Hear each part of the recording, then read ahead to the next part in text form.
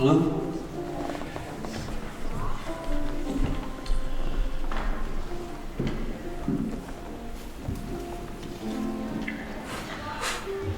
Welcome to the memorial service for Alba Corrado, who passed peacefully with her family on Christmas Day. Thank you for coming.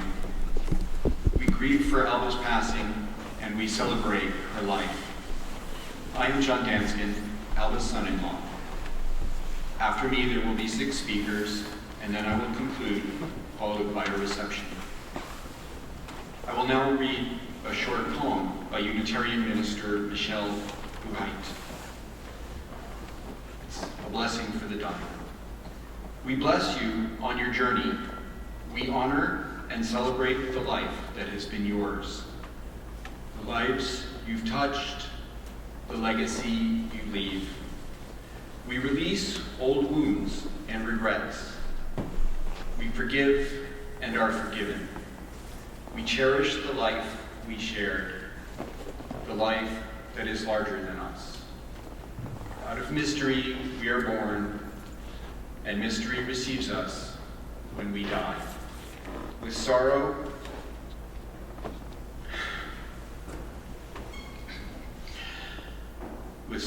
and gratitude for all that has been, we bless you on your journey.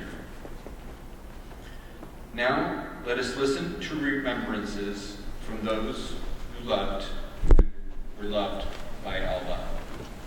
Bill?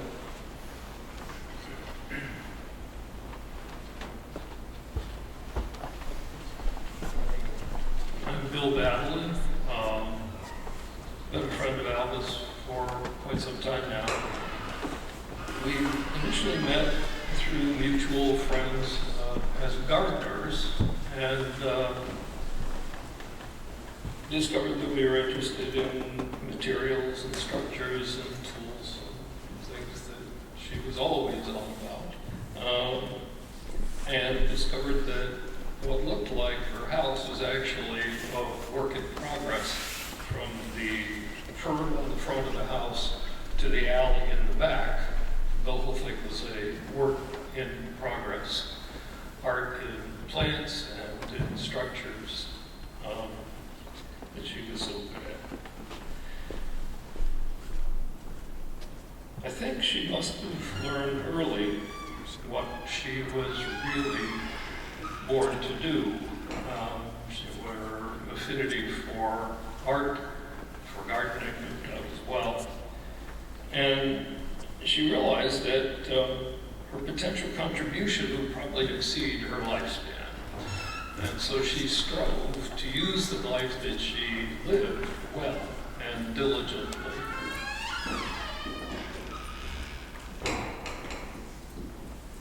And committed herself really to several paths along the way. The primary one being 3D art. She was generous and shared what it was to be an artist, and those of you who have either witnessed parts of or participated in her 3D sculpture class, 3D modeling class, will know that she was quite strenuous and strict, and revealed what her process was like in a very open and unabashed way. I was a little bit surprised at how tough she was, but then I realized later it was probably really important, and she could articulate that. She and I discovered other sorts of lines of common interest. She was a long-term student of Carl Jung, and was interested in aspects of psychology.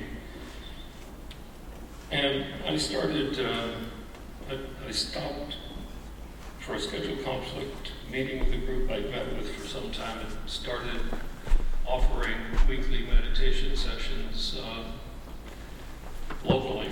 And the Christian meditation revolution, I would call it, from the 60s 60s, 70s, and 80s has produced a lot of what think of as monasteries without walls. Prior to that, if you wanted to learn to meditate, you could join a monastery and try your luck with people like Richard Rohr, Thomas Merton, Cynthia Bourgeois, Thomas Keating, and so on.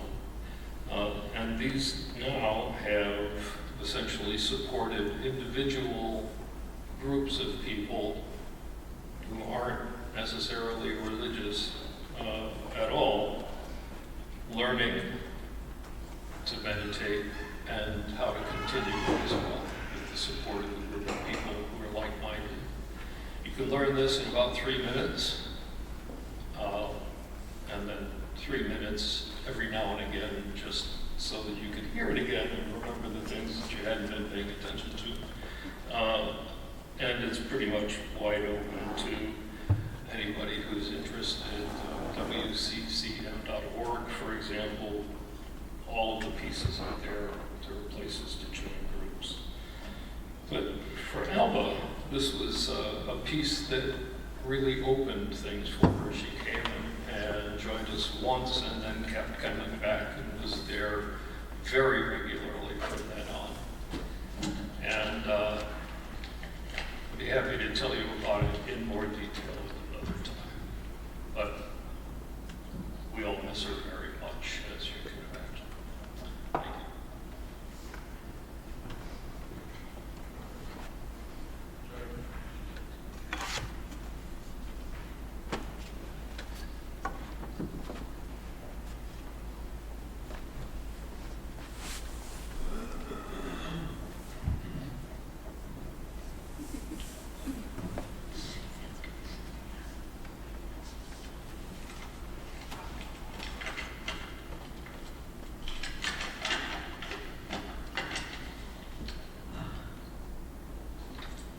It was a Friday evening.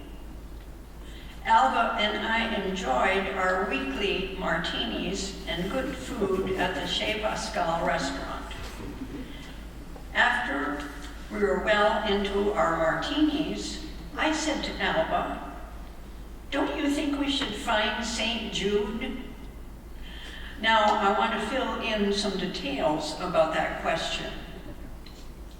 Between 1956 and 2011, 6 Franciscan friars operated a St. Francis chapel in the middle of downtown Providence. It was located in the financial district near the arcade. The chapel was located on the first floor, and the upper floors and penthouse were where the friars lived. The friars contacted Alba to make a statue of St. Jude to be located in the chapel next to a carved statue of Jesus. They wanted the St. Jude to be compatible with a wooden statue of Jesus. As a sculptor, Alba was not a carver, but she was an extreme perfectionist in the knowledge and practice of mold making and casting. She created forms in plasticine or a similar medium, and then proceeded with the mold making processes. She created St. Jude in her living room, and I frequently observed St. Jude's form being developed into a very handsome young man with a holy demeanor. During St. Jude's creation, Alba was getting to know and enjoy the friars. They were a friendly bunch, and they frequently entertained Alba in their penthouse. Inventive as always, Alba developed her own medium to be used in making her mold of St. Jude, which went perfectly with the wooden statue of Jesus. The friars were very happy with Alba's creation and their friendship. Years went by, and Alba had other commissions and lost contact with the Franciscan friars in the St. Francis Chapel. One day she was downtown in Providence near the arcade and noticed that the St. Francis Chapel was now a hotel. Where was St. Jude? We discussed this situation on our Friday martini and food outing. Alba had many commissions for sculpture, plaques, and calligraphy, so had forgotten all about St. Jude. That is when I asked her that question, where is St. Jude? I have a friend in Hell's Kitchen in Manhattan where we can always stay. So off we went to Manhattan, which seemed a certain logical place to start for our search for St. Jude. The Franciscan Cathedral is located in Manhattan, in Midtown, and that was our first stop. And finally, there was St. Jude, as beautiful as ever, with many worshipers surrounding him. Alba was my very, very good friend for many years, and I do miss her.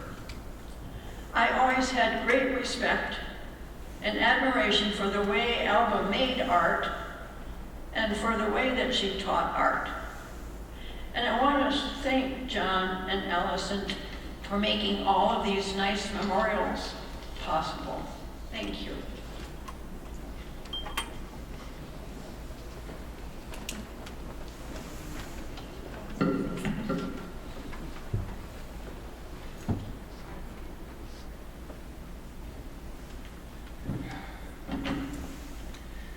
All right, hi, I'm Alba's grandson, Arthur. So Alba was not the kind of grandma, I called her Nana. She was not the kind of grandmother who baked cookies. But I learned a lot of things from her. For example, when I was 8, she taught me how to use a vector drawing program. She hung several of my spaceship drawings and the drawings of my sister in her house, where they still remain. And that always made me feel like my talents were very endorsed by a very important person. She let me drive her car sometimes when I was a teenager. And as I was going through all the photographs to put together a slideshow that you will all see in a minute, I realized that she'd always been there at all the big events in my life, at my graduations, and when I got married, when my children were small. I thought she was really cool. She was really good at a lot of stuff, as you all well know. She worked really hard. She was very persistent. Something that really spoke to me was the way she was really keenly observant of nature. She really looked at things in a deep way, and like a scientist. And the other thing that really spoke to me was the way that she used whatever tools she thought were appropriate. I have one example is that she would model her, I'm not sure if she did this with St. Jude, I can't remember which exact statue it was, but I watched her at one point modeling a figure in plasticine, and then it got like digitally scanned, and then they made it bigger, like in the computer, and then they cast it in bronze. And I realized that she was using the clay as a kind of like tactile input device, which was a lot more sophisticated than whatever kind of 3D mouse you could come up with, and had haptics and everything. I thought that was really cool. She made a digital font called Bronze Alba, specifically to solve mechanical problems with raised lettering on bronze plaques, which is such a cool solution to such an incredibly niche technical problem that combines like the aesthetic of the font with the casting process. She used her own fonts, she made digital fonts that she used for her calligraphy work with the Fraser Award. She would do some of it by hand and do some of it on the computer, and she would print it out and then add gold leaf.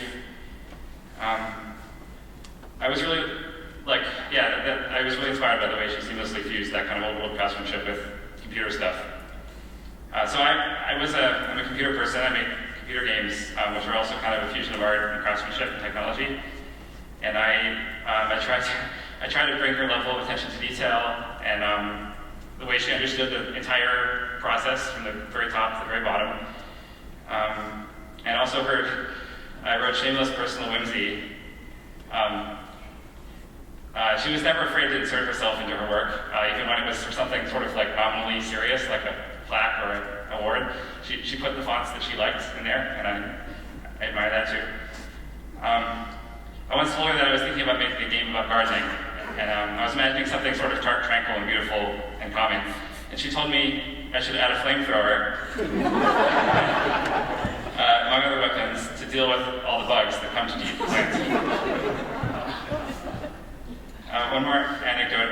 So some years ago, I adopted this Fibonacci spiral. Some of you might know this shape I'm talking about. It's kind of like a spiral, and it gets wide, and it gets narrow really tightly.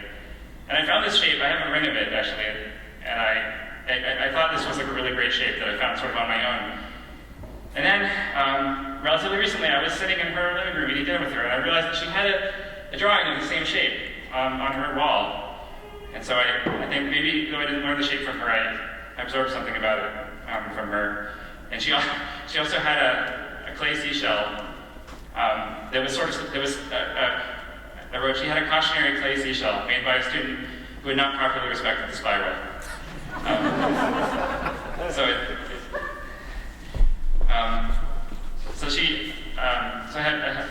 She came down to Brooklyn last winter. My great-grandson, who's crying in the back there, 100th day celebration. And she invited us to visit her in the summer when her garden would be in full bloom. She said, "Come in July. I'll be too busy in June." So we ate peppers and green beans in her garden. And after dinner, she offered us ice cream cones, telling us with childlike glee how she ate gelato every day during her recent trip with my parents to Venice. My 6-year-old, right here, was confused by the cones and asked if he could eat the ice cream with a spoon directly from the carton like we do at home. And to which she replied, suddenly, reverting to her grandmotherly mode, "Absolutely not." I was staying at her house last Christmas Eve. She made us dinner. It was tuna and vegetables from her garden, mixed with gluten-free pasta. It was really good, and both of my kids enjoyed it, which is a rare feat. She had prepared a small easel for my eldest son to draw on, and she stapled his drawing to the cork screen in her dining room. She'd prepared some paints for him to use the next day on Christmas, but we weren't able to use them. We were drinking tea, and then suddenly I had to drive her to the hospital. And I'll miss her.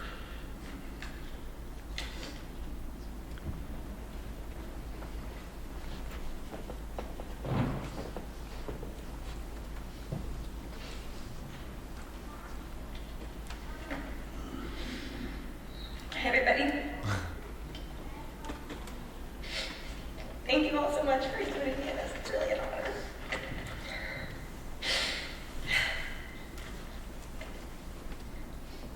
I'm going to speak a little bit about what it was like to be Alba's student. I know many of us had her as a teacher, and it was a wonderful time. And when I think about Alba, the first word that comes to mind is integrity. I first met Alba about 10 years ago in her winter session figure modeling marathon class. I went on to TA for her for 4 subsequent figure modeling marathons and several Foundations 3D classes. We've remained dear friends since that time. The concept of integrity was core to her methodology of creating. I can hear her say, "Make form with integrity, sexy, life-filled form." It has to have integrity. And when it comes to sculpture, integrity means that you can always tell by looking at it that it has an internal structure. It's organized around a central life source, and nothing in it contradicts the main vision. Of course, when sculpting or drawing, your job is to convince the viewer that your artwork has that integrity. It may have an actual structure, like a plasticine figure has an aluminum armature, or a drawing sits on a piece of paper. But that structure is not the same as an organism's bones and fascia. Students, myself included, seem to go through a process of parsing this concept with some feeling like their piece will succeed when they have represented a believable illusion of that form. Because that's what modeling is, right? It's just creating something that resembles life or calls it to mind. But in my time working with Alba, I came to realize that that was not sufficient. There was something else needed to make these works, in the most literal sense possible, come to life. Alba approached everything in her life with vigor. She cared for and nurtured her own core life force. This showed itself in her practices of growing her own food in her beautiful garden, deeply working with her dreams, and consistently mentoring others. And she prioritized her own creative energies. Alba came to lead a deeply examined life. She knew herself truly. And that was always so inspiring to me as a young woman who related to lots of her life circumstances and felt pulled in different directions. And from looking at Alba's life, you can tell that she had that internal structure. She organized herself around her core life force and values. And she did not engage with anything that contradicted her primary vision. Like her sculptures, Alba had a deep sense of personal integrity that she showed itself plainly in her life and in her work. That was the extra magic needed to bring lumps of clay to life. Thank you.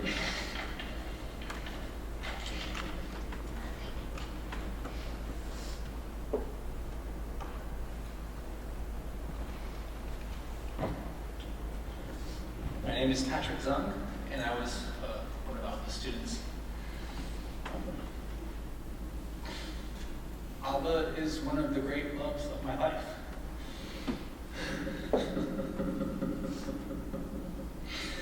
She was my teacher and my mentor, my friend,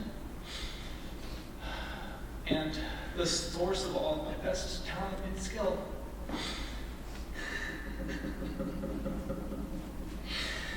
She didn't like that description, but but that's what it feels like. Everything she taught was exactly what my brain wanted to learn, how I wanted to operate. All the work I do, mechanically and artistically in sculpture, the foundation of it is grade school maths and geometry. Everything Alba taught me, and 3-plane projection drawing out of architecture.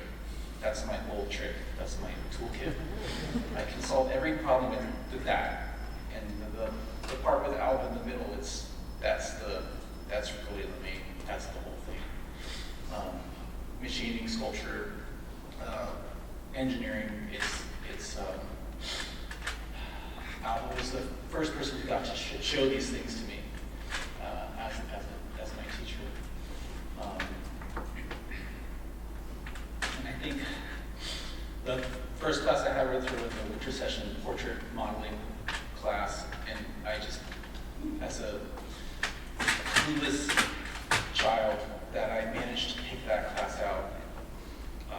I feel just so fortunate, what a fateful decision. You have no idea the impact it's going to have in your life.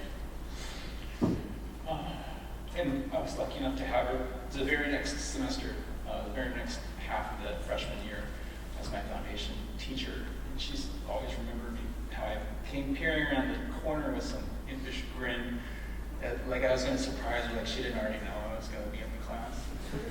I was just so excited. I think everything she had to teach you don't know what exists until you've seen it, and it was everything that I keyed in with. It made sense to me. Everything she was teaching was making sense, even though I'd never seen it before. I think as a teacher, it's probably nice to feel understood. And what sort of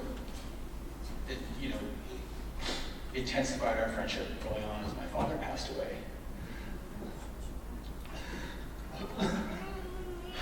few weeks into that second semester, and Alba, she helped me through that very difficult period of my life. So she, she made space for me and keep me busy and she would keep inventing projects for me. I'd go to her house in the evenings and the weekends, just sort of a distraught, shattered person, and she would just keep my hands working. I think with my hands, I work with my hands. I only make sense when I'm holding the thing, and she figured that out, and she would have me totally disturbing her piece and cold forging tools in her basement, copying her sculpting tools, and setting up sculpting a relief in her living room. And at one point she set up 2 mirrors so I could see the side and the back of my head. And I sculpted a self-portrait in the weekend and managed to mold and cast it. And she liked it. So I was like, you should have this. And she was very adamant that we trade. She traded a self-portrait she had done of herself when she was 37, probably 4 years after I was born. And so I was always in Alba's living room after that time, and she was always with me everywhere I went. And that was very special. And all through the years when I was supposed to be in architecture, I would sneak out of my studio classes and pretend to be her teacher's assistant and work on her.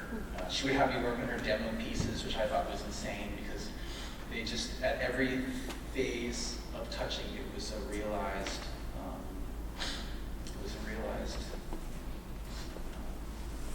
thing.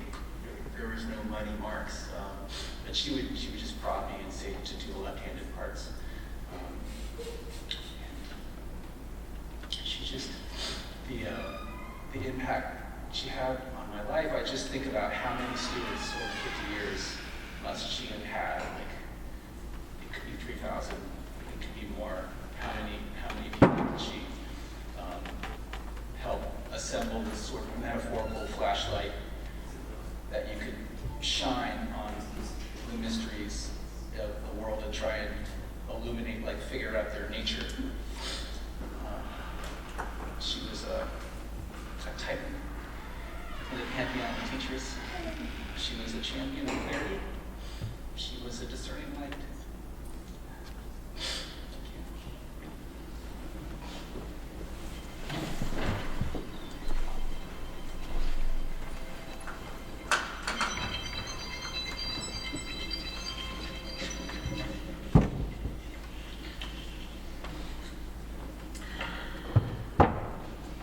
So I knew Alba through our respective roles at RISD.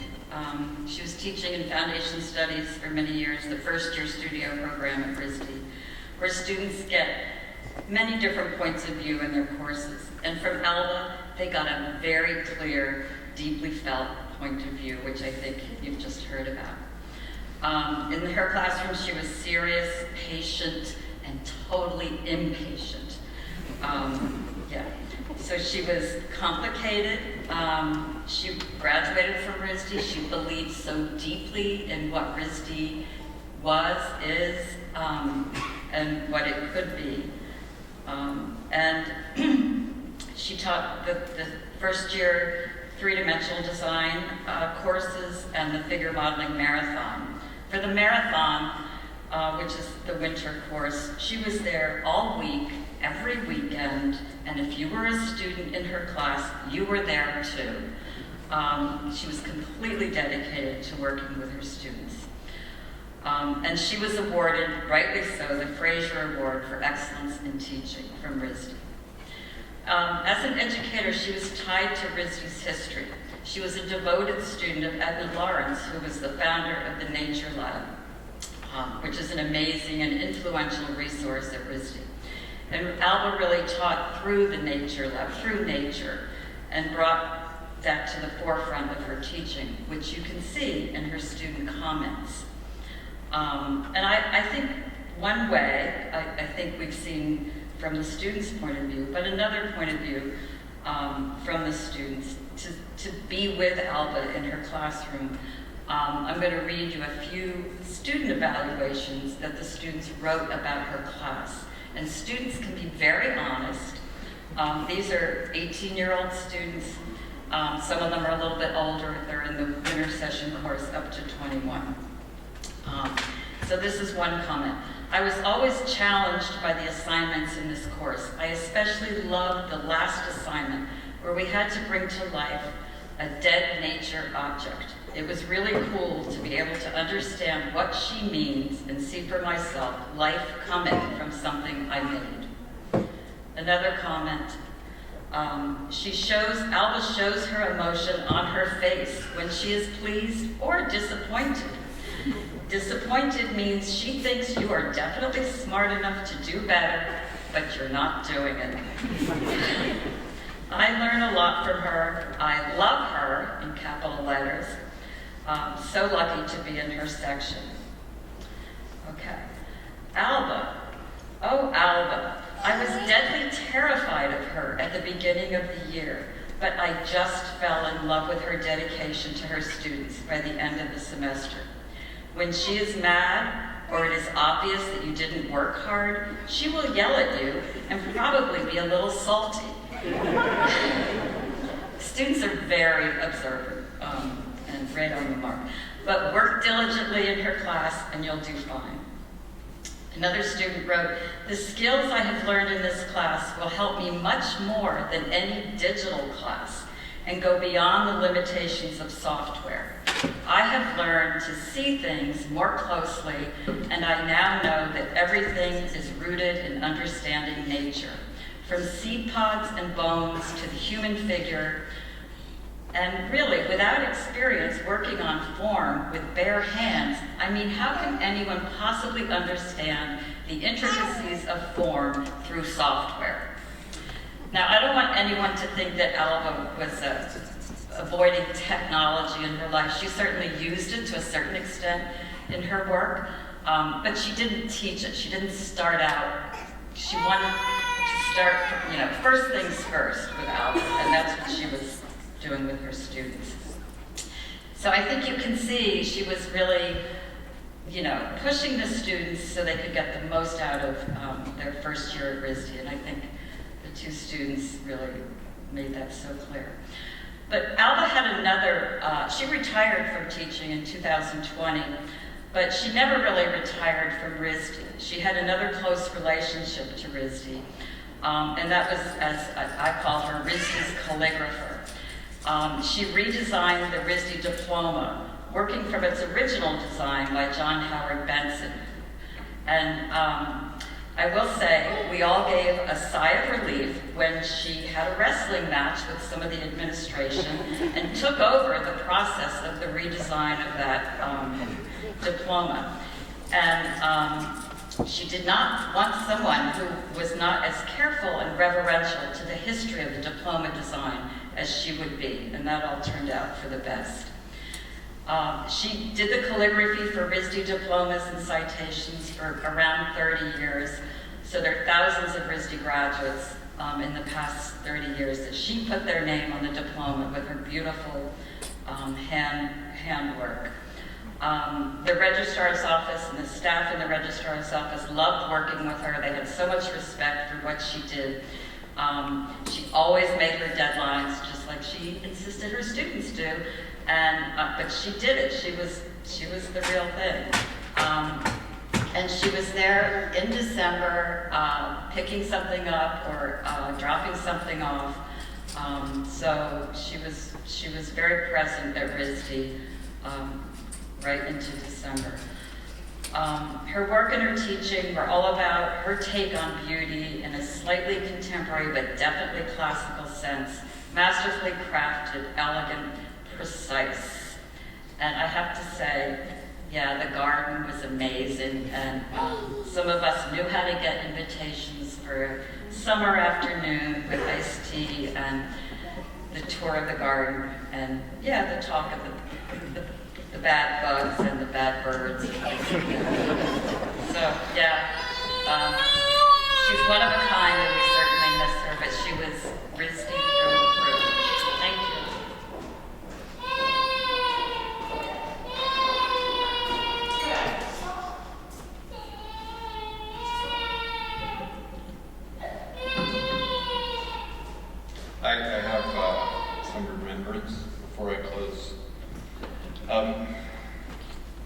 Yeah, Alba was a 5-foot-tall elfin terror, closing in on 4'10". In her mind, she told us she was a 6-foot-tall Viking in a horned helmet. We agreed. I first met Alba in about 1981. Alba's daughter, Allison, had brought me to Idaho to meet the parents. I was especially interested to meet Alba, as I thought she might be a preview of future Allison, should things work out. Alba was frightening. Actually, listening to these talks, I feel like I had more of the student experience than I realized. Yeah, she asked us to pick some berries for meal, we dallied, and Alba gave us a sharp piece of her mind, and yikes. Alba held strong opinions on most topics, and she had standards, which I think we can just render in all caps. But she was interested in what I had to say as well. And she had standards. I made her some stupid 3D printed box with her name on it that, from a font, it's out of a catalog. And it's on a shelf. It's so stupid. And there it is. Alba was also quite attractive for an older woman of over 40. Apparently my future companion would be hot, interesting, and scary.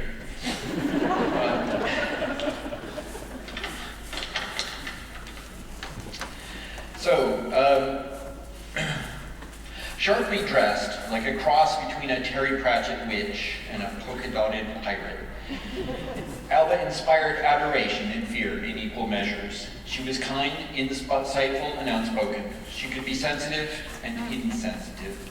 She was utterly consumed with her inner life, and she was open to the wonders of the world and the beauty of those around her.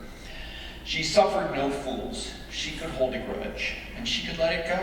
Alba inspired a kind of exasperated love. Alba was passionately interested in politics. She subscribed to a lot of newsletters. I learned about Heather Cox Richardson from Alba. Eventually I subscribed. She was still interested in other people's opinions, although if I had been on the other side of the Great Divide for her, it would have been very difficult to be friends. Alba kept track of the No Kings marches, and we went with her, cold, rain, or shine. Alba would be there with a new sign and a custom hat. I was so proud of her. I wanted to show her to everyone. Look, here's my mother-in-law. She's 86. She's here. Isn't she awesome? My most cherished memories of Alba are from when we spent 2 weeks in Venice with her in 2023 when she was 83. We walked miles every day. Alba was suffering from vertigo, so I held her hand, which was a privilege and a joy for me. Allison and Alba shopped together. We ate marvelous food. Alba violated all of her many dietary rules. In particular, Alba made sure that we had gelato every single day, at least once. We will have gelato in her honor at the reception. Alba was delighted by nearly everything. We drove a little boat in the lagoon. We visited the Glass Museum in Murano. We searched for tiny Madonnas. She just ate it up. Her stamina was amazing. If you could have seen the joy on her face. While we were in Venice, we spent a week together on our boat. It was cramped. The manual toilet was temperamental. Climbing in and out of her berth was hard. She bumped her head a lot. Alba was not one to suffer in silence. If I had been younger, she might have enlarged my vocabulary. But she was happy to climb in and out of the boat, which was an athletic undertaking. I have a picture of her climbing in. Her foot is like here, like I can't do it. It was hard to climb into the boat, but she was happy. And she was cheerful on the long walks to the Vaporetto. This would be her last big trip. I will always remember being happy with Alba and Allison in Venice. Okay. This ends the remembrance section. Thank you. We will cherish the memory of Alba together. This is a quote from Terry Pratchett, which seemed as if it could have been written for Alba. Granny Weatherwax in these stories is the head witch. The old witch's broomstick was known and feared throughout the skies of Langford.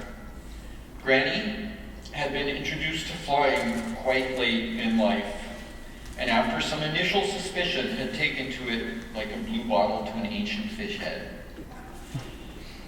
A problem, however, was that Granny saw every flight simply as a straight line from A to B, and was unable to get alongside the idea that other users of the air might have any rights whatsoever. I think anybody who rode in the Blue Blurs possibly will recognize this. The flight migration patterns of an entire continent had been changed because of that simple fact.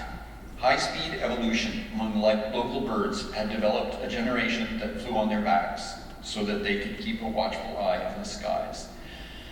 Granny's implicit belief that everything should get out of her way extended to other witches, very tall trees, and on occasion, mountains. Granny had also browbeaten the dwarves who lived under the mountains and in fear of their lives into speeding the thing up. Her broom was hopped up. Many an egg had been laid in mid-air by unsuspecting fowls who had suddenly glimpsed Granny bearing down on them, scowling over the top of the broomstick. Oh dear, thought Magrat. I hope she hasn't happened to someone. We are here to celebrate that Alba happened to us. Thank you. Please join us in the reception area where there will be snacks, ice cream, gelato, not just ice cream, and conversation. Thank you. One more? One more. We have a few minutes, actually.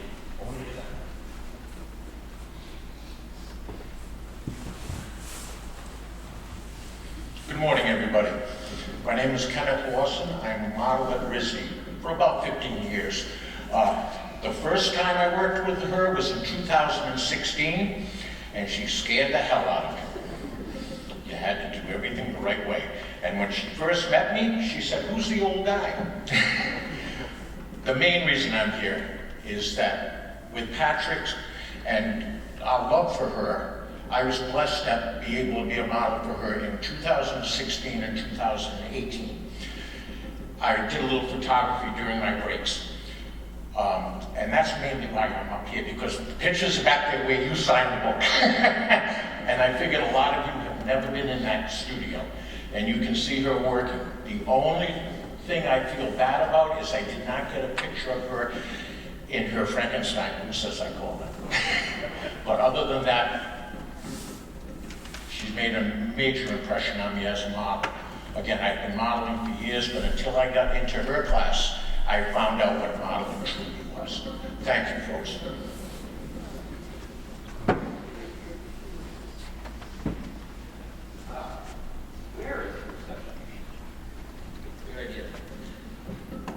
That way, you walk through a little open space, and then you just walk straight into the next building. And then the food is if you just keep walking until you bump into the food, but there's also some side rooms where people can chat and see things.